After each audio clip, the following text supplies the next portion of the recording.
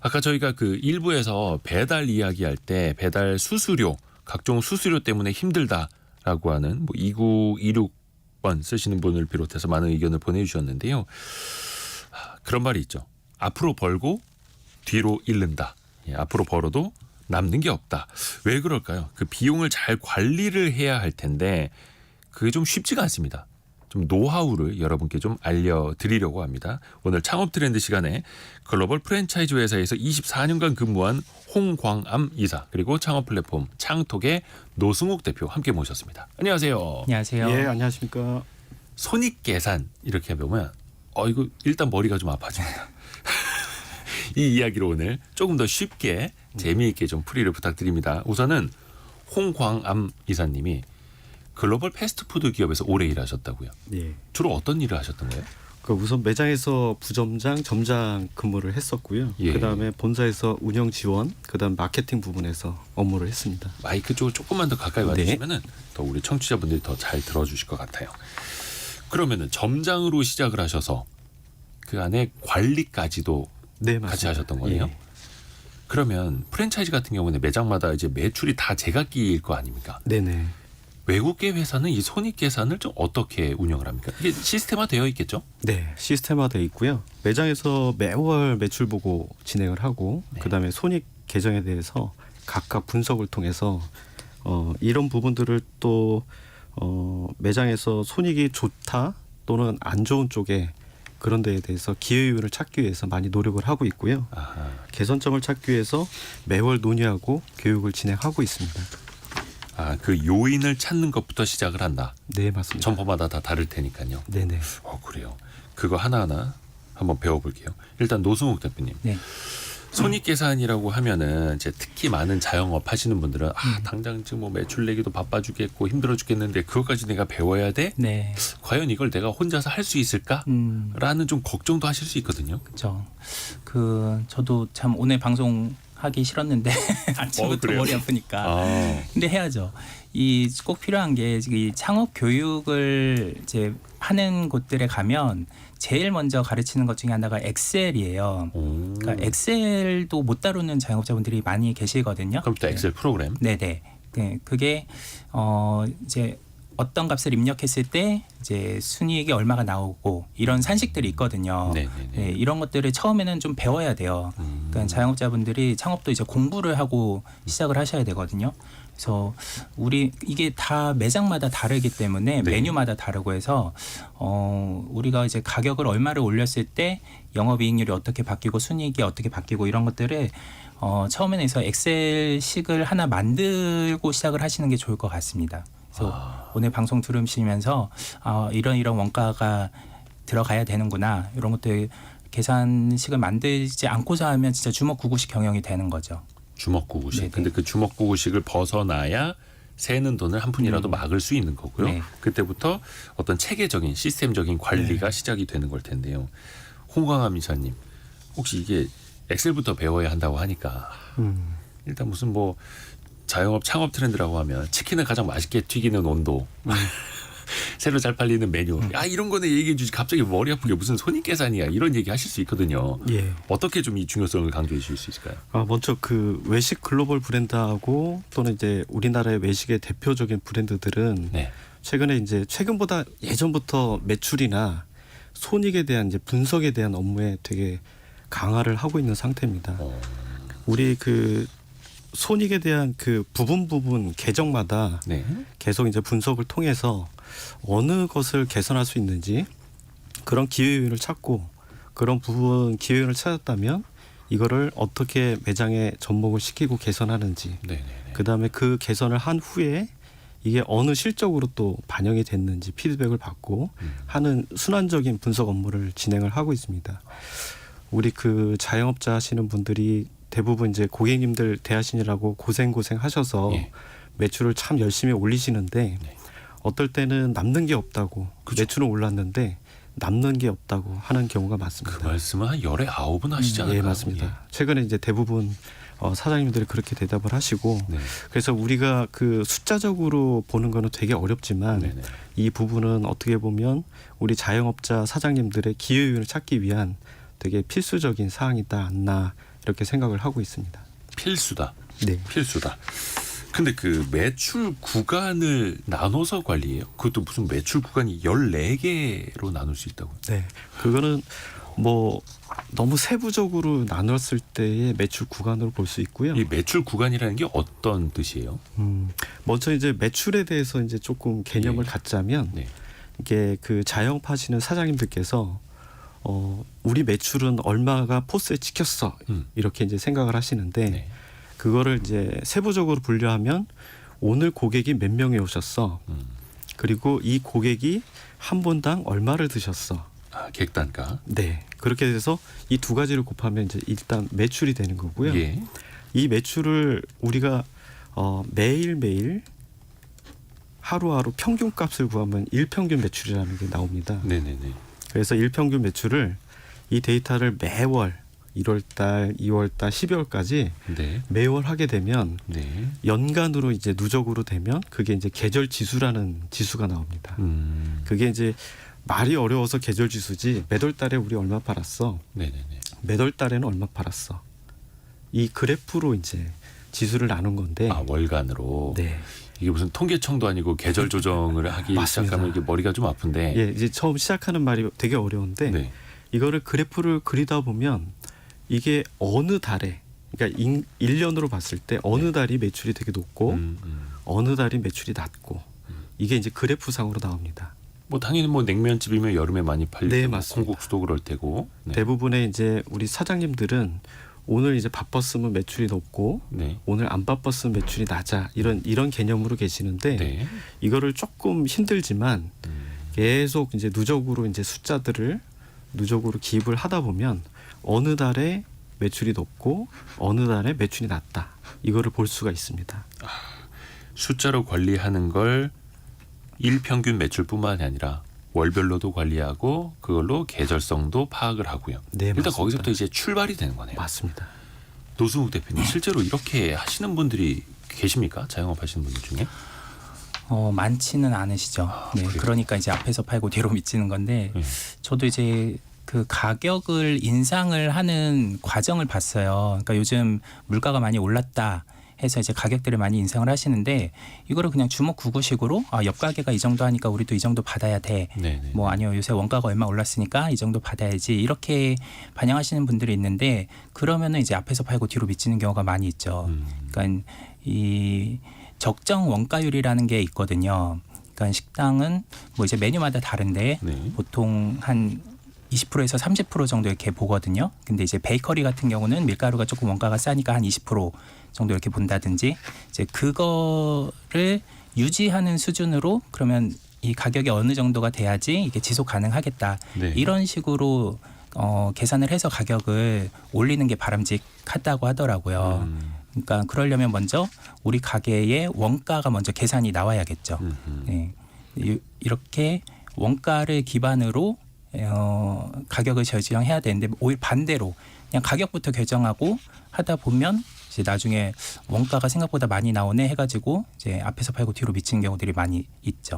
아하. 홍광암 이사님, 네. 그 글로벌 프랜차이즈 회사, 네. 그 패스트푸드 쪽에 오래 계셨잖아요. 네네. 그 글로벌 기업들은 이걸 어떻게 관리를 합니까? 뭐 계절 지수라든지 월 단위 매출이라든지 이 매출 파악부터요. 네네. 우선 그 매출은 글로벌에서는 제품별 매출. 제품별. 네. 그다음에 시간대별 매출. 아, 시간대별로도요? 네. 그다음에 유형별. 근데 유형별이라는 거는 우리 자영업 하시는 사장님께서 오늘 매장에서 네네네. 몇 분이 드셨는지 그 네. 매출이 어떤지 그다음에 포장은 어떻게 가져가셨는지 예. 매출이 어떤지 그다음에 배달은 오늘이 매출이 어떤지 이제 이가 세 가지 부류를 합니다. 그리고 아까 이제 계절 지수를 얘기했는데 그 좀 어렵지만 그 월별로 우리가 그 매출을 왜 하냐면 네. 글로벌에서는 보통 이제 7, 8월 달에 이제 성수기 매출이라고 하는데 예. 그 대부분 성수기 매출을 그냥 이렇게 받아들이는 게 아니라 네네. 그 3개월 전에 또는 길면 6개월 전에 미리 준비를 합니다. 아, 성수기 매출을요? 거의 네. 반년 전에 준비한다고요? 네, 맞습니다. 그래야지만이 기존의 매출이 높다 하더라도 그거를 더 높이 올릴 수 있는 방법을 찾고 있습니다.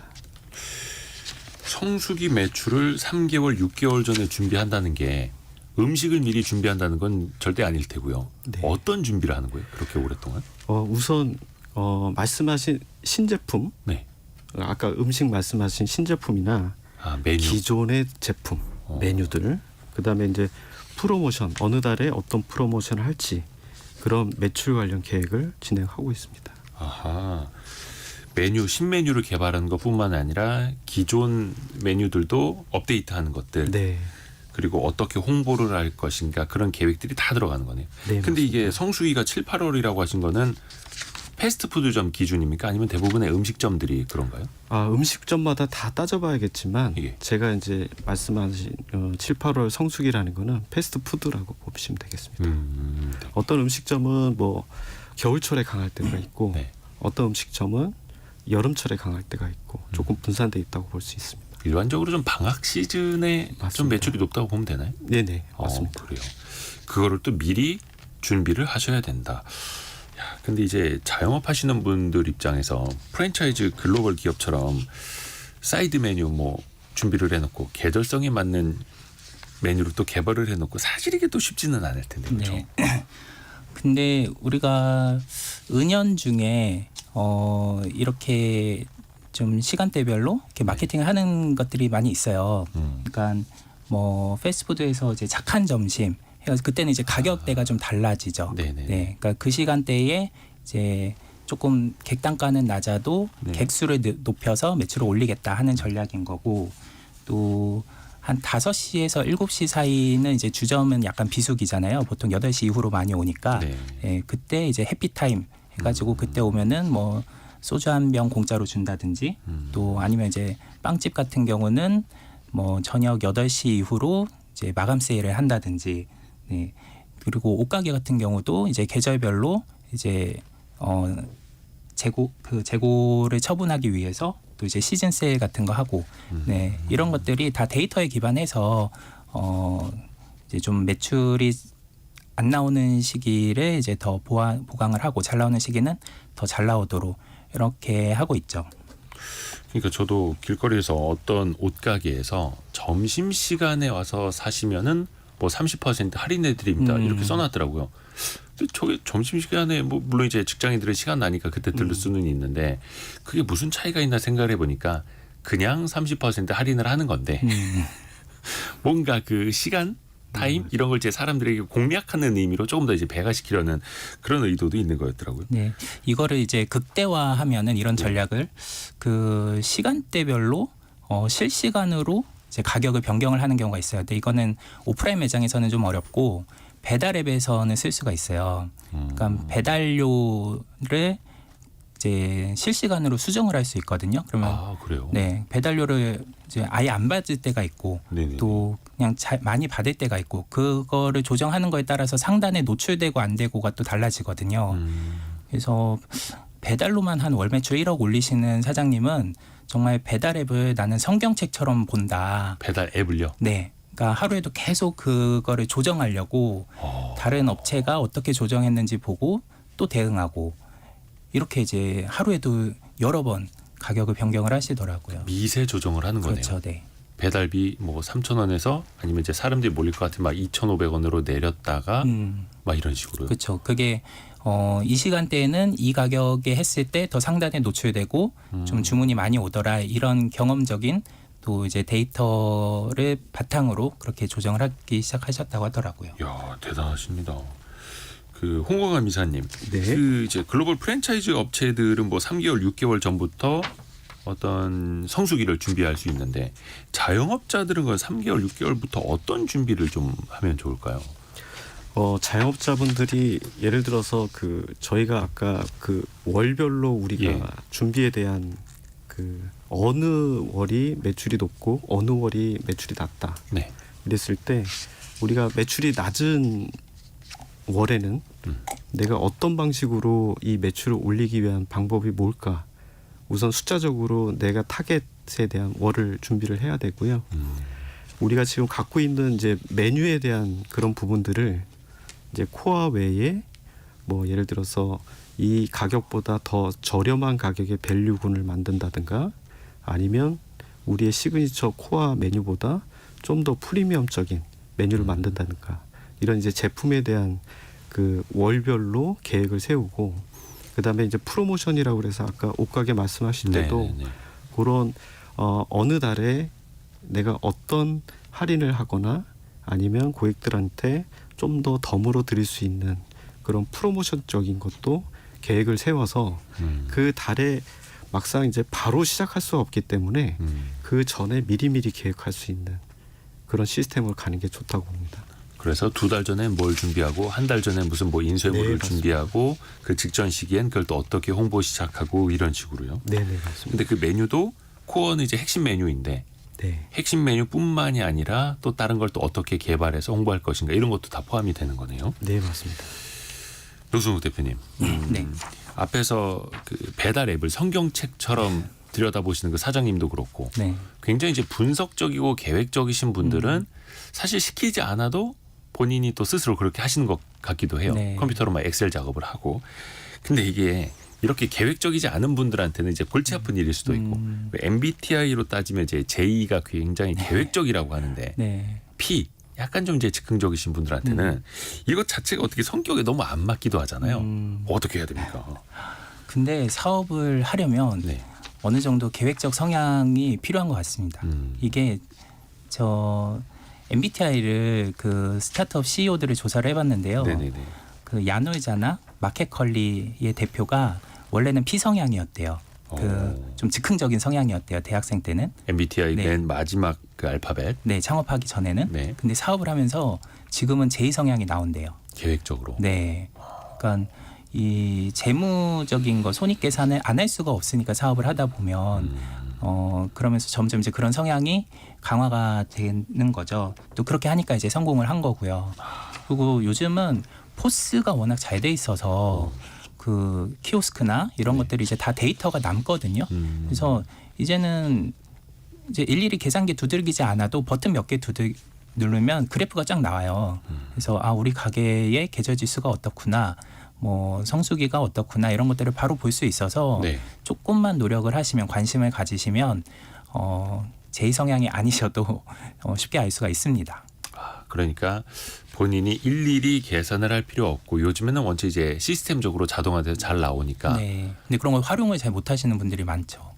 그게 이제 저도 뭐 포스 단말기를 제가 운영을 해본 측면은 아니어서 그런 거 열어보면 그 안에서 뭐 그래프도 제공하고 막 이렇게 하나요? 네 맞습니다. 네.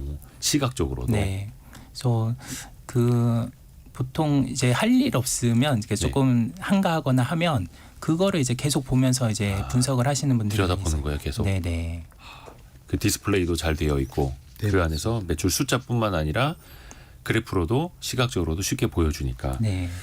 그러면 그냥 손님 없을 땐 밤낮 없이 들여다보고 분석을 해야겠네요. 이게 먹고 사는 일인데 그냥 감각적으로 한다라는 건 사실 좀 그냥 희망 이상적인 걸 수도 있을 테고요. 이게 어찌됐든 간에 많은 분들이 초점은 매출을 극대화하는데 네, 초점이 맞춰져 있는데 비용을 줄이는 어떻게 보면 이제 조금 더 계산을 해봐야 될 텐데 홍강은 이사님 네.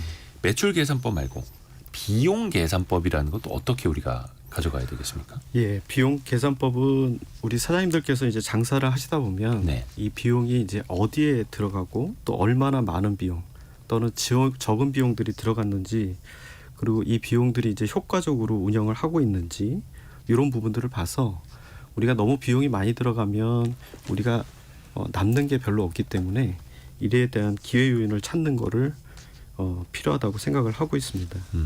그 자영업자분들께서 이제 가장 비용이 많이 들어간 부분은 이제 일반적으로 저희가 이제 3대 비용이라고 많이 표현을 하는데 원가, 네. 그러니까 이제 자재값이라든가 그다음에 인력을 운영하는 인건비, 그다음에 그 입지에서 저희가 장사를 할 수 있는 임대료 이렇게 3대 비용이라고 생각을 합니다. 그래서 먼저 원가부터 보면 최근에 이제 물가가 많이 올랐기 때문에 현재 자영업 하시는 사장님들이 매우 어려운 상황이고요. 그렇죠. 그래서 원가는 원자재, 그다음에 저장품은 이제 포장재. 우리가 이제 뭐 음식을 사들고 나갈 때 포장재, 그 다음에 로스 부분으로 이제 고려를 많이 해봐야 될 것 같습니다. 아하. 뭐 식재료가 될 수도 있을 테고요. 원자재는 맞습니다. 인건비, 임대료 여기서부터 그러면은 로스라고 하는 건 이제 새 나가는 부분. 네, 맞습니다. 충분히 반대로 생각해 보면 막을 수 있는데 새 나가는 것. 네. 이 개념으로 좀 예, 생각해 로스 부분은 이제 좀 나중에 한번 설명을 네. 드릴 거고요. 원가 부분에서 먼저 고려해야 될 사항들이 먼저 이제 제품에 대한 이제 매출. 그러니까 우리 제품이 어떤 것들이 매출이 어느 정도 되고 네. 그 다음에 판매량이 어느 정도 되는지 이제 이런 거를 먼저 파악해 보는 것도 좋을 것 같습니다. 그 파악하는 이유는 우리가 제품 판매하는 게 이제 원가율이 높을 수가 있거든요. 네네. 그러면 이제 우리 시그니처 그러니까 이제 코어 제품에 대해서 처음에 고려하실 때도 그거에 대한 적정 원가. 물론 이제 고객님들이 원가가 너무 낮을 경우는 고객님들이 선호하지 않을 수 있는 제품이 나올 수도 있고 원가율이 너무 높으면 사장님이 안 남을 수도 있잖아요. 그렇죠. 그러니까 적정에 대한 코어 메뉴를 먼저 적정하고 그 다음에 그 원가에 대한 상세를 할 수 있는 방법이 있습니다. 네.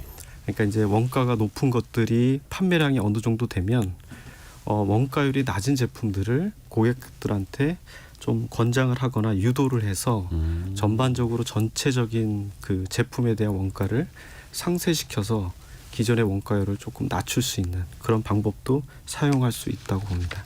은근슬쩍 네. 원가율 낮고 마진이 네. 높은 제품을 더 전면에 배치를 해서 사람들이 그걸 먼저 선택하도록 하는 것도 하나의 마케팅 방법인 거네요. 네, 사실 이게 원가를 이제 판매 단가로 나누는 게 원가율일 텐데 마음 같아선 당연히 원가가 높아지면은 판매 단가 높여서 많이 남기고 싶지만 또 그게 또 어렵지 않습니까? 경쟁도 심하고. 근데 예를 들어서 8,000원짜리 미니 탕수육이 많이 팔립니다. 네. 근데 이게 원가율이 거의 뭐 한 70%막 이렇게 달한다. 그러면 뭐 관리비 빼고 나면 남는 거 없는 거 네네. 아니겠습니까? 그러면 이런 메뉴를 슬그머니 숨기든지 없애든지 해야 하는 건가? 또 고객들이 또 찾을 수도 있고요. 그렇죠. 어떻게 해야 됩니까? 이 원가율이 높다고 무조건 나쁜 거는 아니에요. 그런 거를 소비자들은 좋아하거든요. 가성비가 그렇죠. 좋은 거니까요. 네. 그래서 그런 게 이제 미끼 상품 역할을 할 수가 있죠. 그래서 보통 업계에서 원가율이 매출의 40% 이상이다 하면은 이거는 미끼 상품이다라고 보거든요. 아, 원가율이 40% 넘어가면 미끼 상품이라는 건 그냥 남는 거 없는 거다라는 뜻이네요. 그렇죠. 대신에 이제 소비자들이 좋아해서 찾아올 만한 그래서 그 이런 것들을 아주 없애면은 또 이제 손님이 줄어드니까 하루에 뭐 50개 한정해서 판다든지 아니면 그 원가율을 높이는데 대신에 다른 원가를 좀 줄이는 것도 방법인데요. 예를 들면 이제 좋은 고기를 써가지고 고깃집에서 그러면은 이제 원가율이 올라가겠죠. 대신에 이거를 셀프로 고기를 이제 굽게 하거나 뭐 반찬을 가져오게 하거나 하면은 인건비가 좀 줄어들잖아요. 네, 그러면 이제 가성비가 좋아져서 고객들은 만족하면서 대신에 이제 혼자 셀프로 하는 거를 선호하는 고객들이 이제 찾아오겠죠. 이런 식으로 좀 전략을 이제 다시 또 짜볼 수도 있고 또 파인다이닝 같은 경우는 원가율이 한 60% 가까이 돼요. 대신에 단가가 높죠. 파인다이닝이라고 하는 건 이제 정찬인데 네. 굉장히 이제 고급스러운 고급 식당들. 정찬. 네. 네, 그런 데는 이제 와인으로 또 수익을 남기거든요. 네, 이렇게 원가율이 무조건 높다고 뭐 잘못된 건 아니다. 대신에 그거를 그 보강할 수 있는 다른 전략이 있는가가 중요합니다. 어떻게 보면 이제 고객들은 계속 찾는데 원가율이 너무 높아서 내가 많이 팔수록 손해면 하루에 50개 한정, 하루에 뭐 100명 한정 네. 이런 식으로 파는 것도 하나의 전략이네요. 그쵸. 오, 좋습니다. 그리고 홍광암 이사님, 이게 사실 또 많은 분들이 고민하시는 게 인건비입니다. 인건비. 예, 근데 직원을 사실은 어느 정도 써야 가게가 돌아가고 또 손님들을 접대하기 위해서 어느 정도의 최소 인력은 또 필요한데 그러자니 또 인건비가 또 많이 나갈 수밖에 없고 이 부분은 어떻게 그 절충점을 찾아야 될까요? 인건비 부분은 최근에 그 자영업자 하시는 분들이 인력을 채용하기도 되게 어려운 실정이고, 채용 자체가. 네. 그래서 이제 사장님께서 직접 근무하시거나 또는 이제 시간대별 아르바이트생들을 뽑으셔서 같이 이제 운영하는 참 지금 현재로서는 되게 어려운 부분이라고 볼 수 있습니다. 거의 대부분 또 그렇게 하시죠. 네. 그 아까 매출에 대한 월별 계획을 이제 말씀드린 듯이 인건비도 월별 계획을 사용해서 우선은 우리 가게가 이 달에 또는 다음 달에 인건비를 얼마를 써야 될지 우선은 한번 계획을 세워보시는 게 좋을 것 같습니다. 인건비도 계획적으로요? 네. 그 요즘 직원 구하기가 어렵다 보니까 그 직원을 구하는 기간이 또 길어지고 있어요. 그래서 거의 뭐 그냥 상시 채용 막 이런 네. 식으로 내걸고요. 그러니까 이런 거에 또 숨은 비용이 그 이제 구인 공고를 올려서 그거를 이제 상단에 노출하는 광고비가 또 요즘 많이 들거든요. 네. 그 인력 채용 사이트에. 네, 요즘은 이제 구인 경쟁이 심해졌으니까 그래서 이런 것도 좀 미리 대비를 한다면 예를 들어 이제 그 면접을 볼 때 조금 한 명만 뽑는다 해도 나중에 또 혹시 이 인원이 이제 나가거나 해서 추가 채용을 하게 될 수도 있으니까 네네. 네, 그럴 때를 대비해서 이제 후보군을 더 만들어 둔다든지 이런 것들도 이제 숨은 구인 비용을 아낄 수 있는 방법이죠. 그 채용 사이트 들어가서 이력서를 열람하는데도 돈이 들더라고요. 그렇죠, 네. 그것도 뭐 10만 원짜리 뭐라 해야 되나? 이용권 네. 뭐 이런 식으로도 있고. 또 요즘은 한 10만 원 정도 광고비를 쓰지 않으면은 거의 노출이 아예 쉽지가 않다고 하더라고요. 아, 사람 구한다는 글을 올려도 네. 또 그걸 상단에 띄우려면 또 돈이 들어요. 그렇죠. 그냥 식당 앞에 뭐 직원 구함 네. 이렇게 써붙이면 안 됩니까? 그냥 보고 안 옛날에는 그렇게 들어오나? 하면 많이 들어왔는데 이제는 그것도 돈을 주고 또 사람을 구하는데도 돈이 들어간다. 맞습니다. 많은 분들이 그래서 뭐 자동화 프로그램이나 요즘에는 그 식당 테이블마다 단말기들 설치돼 있잖아요. 테이블 오더 하고 있습니다. 테이블 오더. 이제는 그것도 어떻게 필수라고 보세요, 이사님?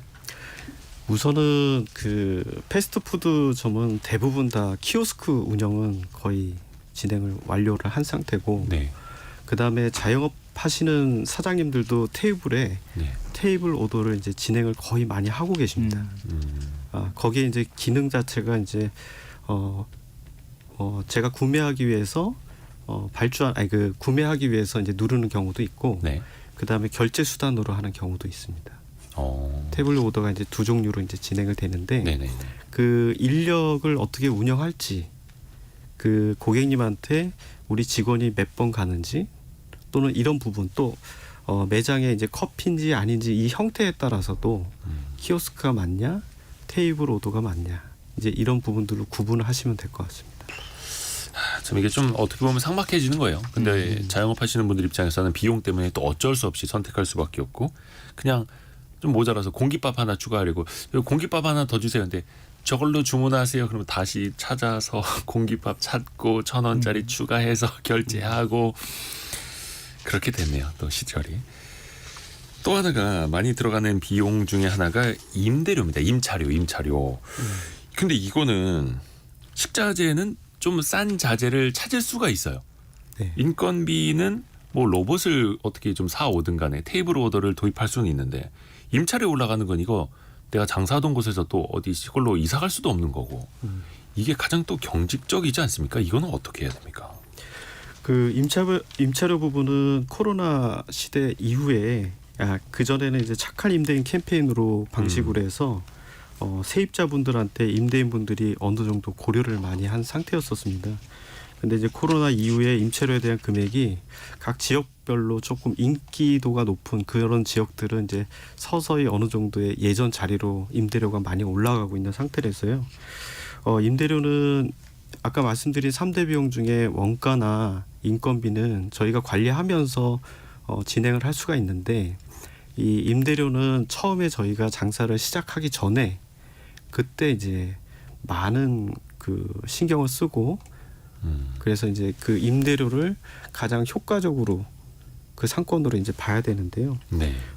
보통은 그 상권들은 이제 오피스나 상업지구 주택가 그 다음에 복합 상권 이렇게 이제 분류를 하고 있고 네. 제가 봤을 때는 매출 대비로 8% 그래서 13% 정도가 가장 적정하지 않을까 고려 대상으로 적정하지 않을까 생각됩니다. 매출 대비 8에서 13% 정도의 네네, 임차료가 적정하다. 네네. 그 예를 들어서 3천만 원을 팔면 240만 원에서 네. 390만 원이 그 월세라고 보면 되거든요. 그러면 우리가 이제 13%로 3천만 원 파는데 13% 봤을 때 390도 되게 높다고 그러네요. 이제 생각되거든요. 네네. 그다음에 그러니까 율적으로 우리가 이제 매출 추정도 해야 되겠지만 내가 이제 상권을 선택하고 입지 후보지를 들어갈 때 그 주변에 대한 이제 매출이나 이런 부분들을 고려해서 그 임차료는 또 이제 고정비하고 임차 수수료라고 해서 고정비는 월에 얼마, 그다음에 임차 수수료는 매출 대비로 몇 프로 이런 기준점으로 이제 계약을 하게 되는데 임차료랑 임차 수수료랑 어떻게 다른 거예요? 임차 수수료로 계약하는 경우는 네. 내가 판매한 매출의 몇 프로를 드리는 거고 정렬제죠. 네. 매출액이 얼마? 네. 거의 저기 뭐 백화점이라든지 이런 데 네. 입점하는 네, 것처럼요. 몰은 대부분 다 그런 식으로 계약을 하고 쇼핑몰 있고요. 같은 데들. 네. 그런 식으로 되는군요. 네. 그래서 매출 대비 8에서 13%. 이게 쉽게 생각하면 한 10% 안팎. 네네. 요 정도만 잡아놔야겠네요. 그래서 이거를 이제 역산을 하면은 이제 임차료를 보고 적정 매출을 계산을 할 수가 있죠. 네. 그러니까 여기가 월세가 400만 원이다. 그러면 여기서는 월 4천만 원 정도는 매출이 나와야겠구나. 그럼 내가 역산을 해보면. 가진 아이템으로 그거를 할 수 있는지 그런 전략들을 맞춰서 준비를 해야겠죠. 아이고 이게 또 참 어렵습니다.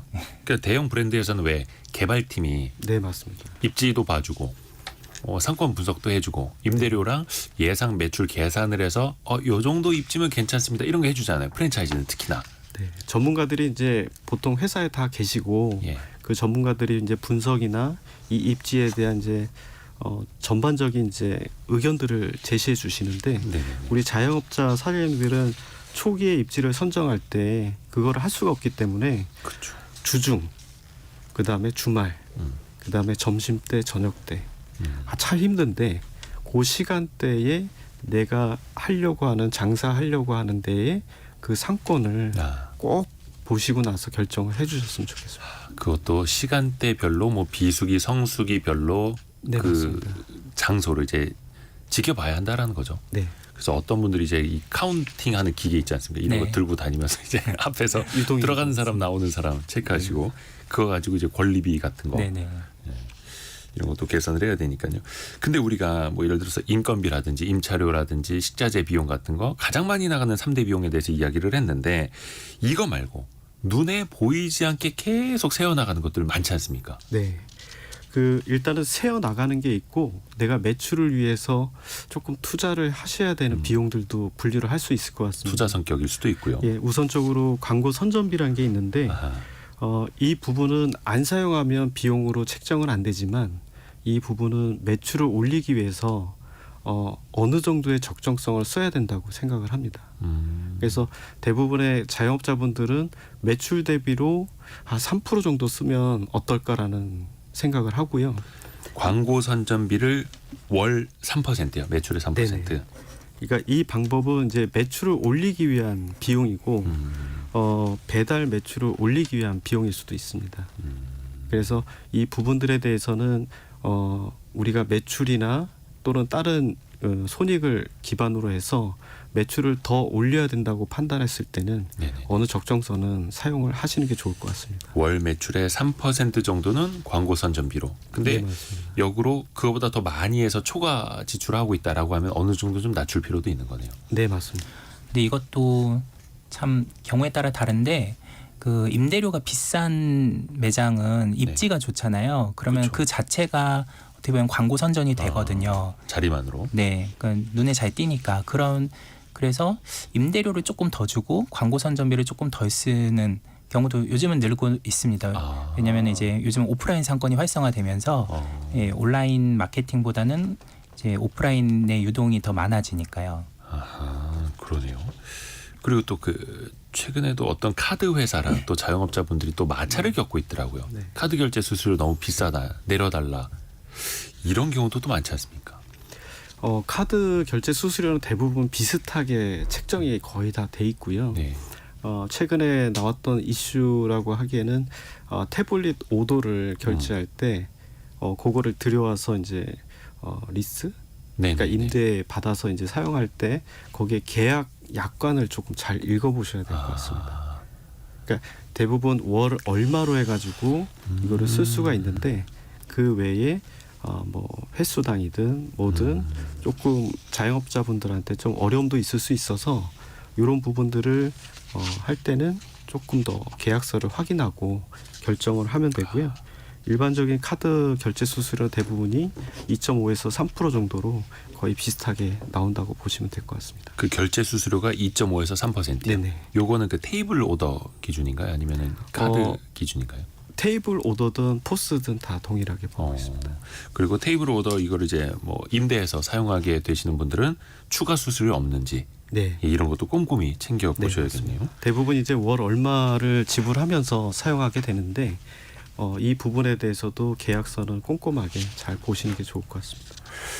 그리고 또 저도 이제 뭐 와이스트릿이라는 매체를 운영을 하고 있는데 또 직원들도 좀 있거든요. 정말 부담되는 게 여러 가지 공과금들, 맞습니다. 4대 네. 보험. 저는 그냥 이 월급만 이렇게 숫자로 생각을 하고 있었는데 뭐 이렇게 떼나가는 것도 많고 부어줘야 하는 것도 많고 이것도 복잡하더라고요. 네. 이게 보통 그 수강비, 수도 광열비로 이제 얘기를 많이 하는데 네. 뭐 공공요금이라고도 표현을 많이 씁니다. 네. 그래서 전기, 가스, 수도, 그다음에 냉담비, 냉난비, 냉난방비 이렇게 표현을 하는데 보통은 2에서 3% 정도가 나오더라고요. 매출의 2, 3%. 네네.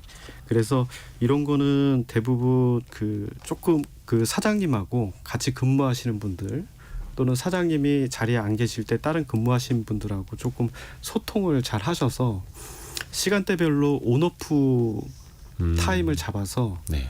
오늘은 몇 시에 불을 켜야 되고 예. 몇 시에 꺼야 되고 중간에 꺼야 되는지 이런 부분들로 그다음에 이제 영업이 마감되기 얼마 전에는 이걸 꺼야 되는지 기기를 꺼야 되는지 이런 것들을 구체화시켜서 그 부분들을 이제 서로 근무하시는 분들끼리 서로 소통을 해서 그거를 지속적으로 지켜준다면 어느 정도의 요새는 이제 공공요금이 많이 올라가 있는 상태라서 이거를 갑자기 줄일 수는 없지만 네. 그거를 어느 정도의 서서히 올라가게 하거나 유지하는 방법으로 할 수 있다고 봅니다. 사실 그 수도 광열비라고 하면 그 뭐 얼마나 되겠어라고 하는데 이 그게 냉방, 난방 포함이 되다 보면은 또 엄청납니다. 근데 이것도 켜는 시간, 끄는 시간을 정해놔라. 네가 가장 또 객관적으로 행동할 수 있겠네요. 또 하나가 앞에서 로스율 이야기해 주신다고 했는데 이게 이제 새어나가는 비용이지 않습니까? 네네. 로스율이라는 건 보통 이제 자재를 관리할 때 또는 이제 제품을 만들 때 이게 없어지는 부분들 네. 또는 버려지는 부분들 그 다음에 나도 모르게 이제 사장님도 모르게 이제 분실되거나 또는 이제 파손되거나 또는 관리 부재로 인해서 유효기간 지난 거 이런 부분들로 인한 발생되는 자재입니다. 아니 네. 그 로스라고 보는데 예. 그 이제 원가에 이제 포함시켜서 관리를 하는 게 좋을 것 같고요.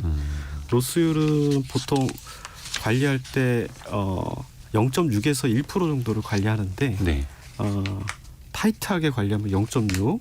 0.6에서 1% 네. 매출에. 네, 맞습니다. 그래서 요 부분들에 대해서는 보통 그 로스를 줄이기 위해서는 매장마다 이제 인벤토리, 그러니까 우리 사장님들이 우리 자재 들어왔을 때 또는 저녁에 마감했을 때 우리 자재가 몇 개 있고 이런 부분들을 조금 정리해 주시는 게 좋습니다. 그래서 자재 재고 점검하고 그 다음에 그 먼저 들어온 거를 먼저 쓴다는 이제 선입선출, 네. 이런 부분들, 그다음 유효 기간들 이런 것들을 잘 지킬 때 로스율을 잘 관리할 수 있다고 봅니다. 그러니까 상하는 식자재뿐만이 아니라 하다못해 깨지는 그릇 하나까지도 꼼꼼하게 살펴서 로스율이 월 0.6% 정도면 낮고 1% 이상이 되면 이제 요거는 조금 새 나가는 게 많다. 네, 더 이런 관리를 식으로요. 해야겠다. 네. 야, 듣다 보니까 시간이 벌써 다 지나갔습니다. 오늘 글로벌 프랜차이즈 업체 홍광암 이사 그리고 창톡의 노승욱 대표 함께했습니다. 고맙습니다. 감사합니다. 감사합니다.